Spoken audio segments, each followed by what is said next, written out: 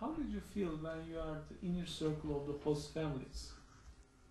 What are things that you feel when you share the same food with the people in the same table that you do not know? Maybe sometimes you don't speak the same language. Well, the language is, yes, but we share the language of food. And I think that is the most universal language there is, the language of sharing food. And even if we didn't speak, we could enjoy food and maybe talk about food in a limited sense. And I think that kind of enjoyment transcends language in a sense. One can sense enjoyment and pleasure in the nearness of your host or hostess and their guests, and just sharing food. Trip experience help you feel closer to the people on the other side of the ocean? Oh yes, very much. Mm-hmm. And that this may help for like better world in the future, more peaceful world in the future, if people have this type of experience. I really do. I really think that part of the problems that we have is that, as my husband said, we do live in a smaller world. However, it's in spite of the smallness of the world, people don't know each other. And part of the reason is because they don't travel as much.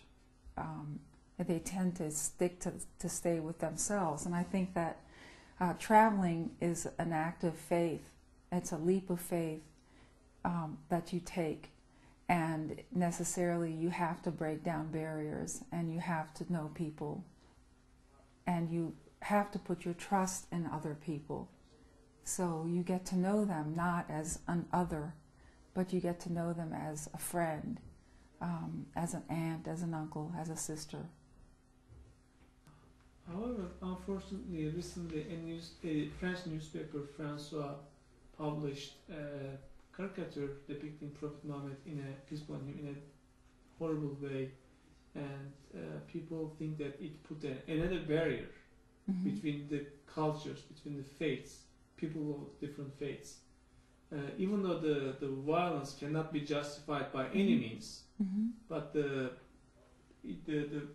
caricature itself put a fence between these Mm-hmm. two cultures. What's your reaction about this type of Well, I journalism? think it's very unfortunate, and it's in very poor taste. But I think that most reasonable people would see, regardless of their faith, that this is a bad cartoon. I think most people realize this is an offensive cartoon, and perhaps they might be more. I hope they would be more thoughtful in their views in the future, and think about the reactions and the consequences of their actions. But I think that most people of intelligence would see this as something really, really distasteful and offensive. So I don't know whether I would see it as a barrier, perhaps, but also maybe as a way of making some people want to know the other culture better, in spite of these unfortunate events. If I understand you correctly, do you mean that these unfortunate events might be a new motivation for Yes. getting to know each other? Yes, I do believe that. Mm-hmm. I believe that you also visited a couple of schools inspired by Mr. Gulen. Mm-hmm. And what impressions did you get from these schools? They were bright, orderly places. I got a feeling of a lot of joy in these schools. A lot of enthusiasm on the part of the teachers and the students. Close relationship with the students and the teachers. And I was very impressed. And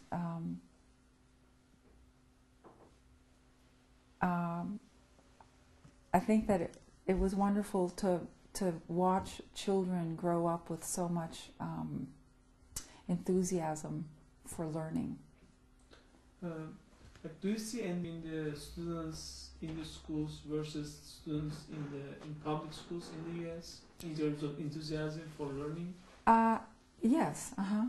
I think that the Gulen schools are usually smaller than schools here, and I think that's very important in the education of children. I think there are schools here that are small and of the same caliber, and you can tell the difference when students receive special attention from their teachers, because the teachers are able to give their students what they deserve. Whereas in public schools that are large, often the attention of the administrators is not in the interest of the student, but rather in administering and having to fulfill mandates from the state. And often the teachers are overwhelmed and they can't offer their students what the students need. So I think the refocusing on smaller classrooms, individualized attention to students, bringing out the students' potential is very much in the spirit of Gulen, and I think that that would do well here. Do you think that the students that get education from these schools will play an important role in world peace tomorrow, in terms of, given that they got this type of education and consideration? Will they be able to the heroes of interfaith dialogue? What's your idea about that? I think that when you raise thoughtful children, when they have parents who teach them those kind of values of thoughtfulness and awareness of the world, and something that I would call mindfulness, I think that, and it's also encouraged in the schools, then I think you raise individuals who will make a difference in the world and who want to make a difference in the world.